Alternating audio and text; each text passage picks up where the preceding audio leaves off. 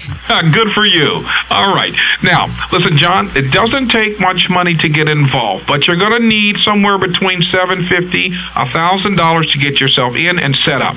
Now, when I got in, I didn't have the cash. I used a credit card. The charge came to about $35 a month. So it's not to waste your time. Let me ask, if you see a good opportunity, I mean, something that you like, not necessarily this, are you in the position to where you can get liquid? I can, yes. Okay. Needs to be a good opportunity. I'm not all that terribly liquid, but I...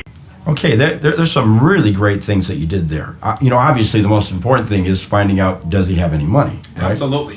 Right. That's our second component. Right. So he's liquid, but more importantly, you explained how you paid for yours, right? To give them a couple of ideas. In other words, if they feel like they have limited funds, whether or not they have the money in the bank, but you gave them an alternative on how they could possibly afford it somehow, in a different way.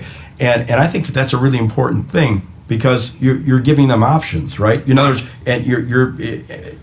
I think it's so critical here, because if you're always trying to box somebody in and give them zero options, they're going to squeeze out. They're going to try to run away from you. But if you give them a lot of options that are all yes options, right? You can pay for it by credit card or by check or cash or whatever it is you want to do.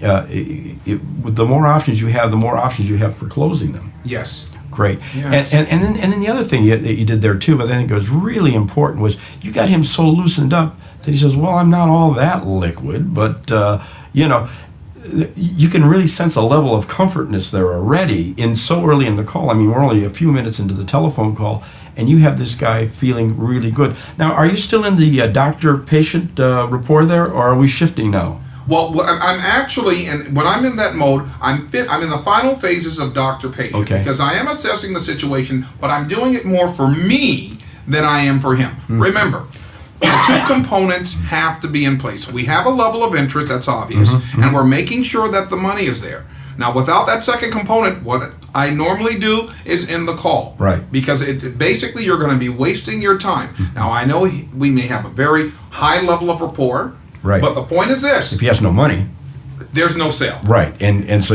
because you're all about, while you're doing these calls, you're all about finding people that have money and interest. That's the point. That's why we're prospecting. Right. Great. Wonderful.